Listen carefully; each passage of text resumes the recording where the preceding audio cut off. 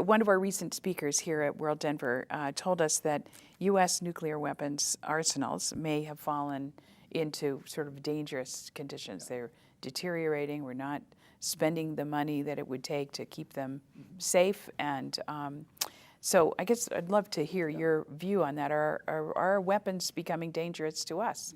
The U.S. government puts a lot of money into making sure that American nuclear weapons only detonate at an explicit order that has to be generated by the president.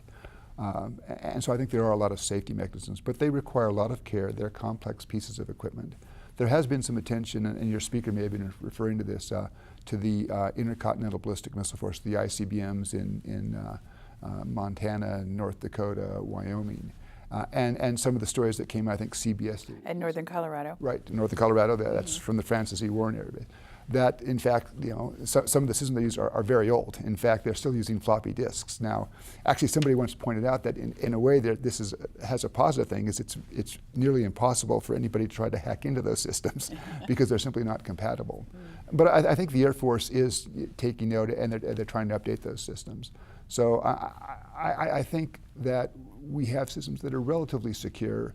I would still like to see reductions in those systems in the numbers. But a lot of that depends on the Russians, and so far the Russians, after the treaty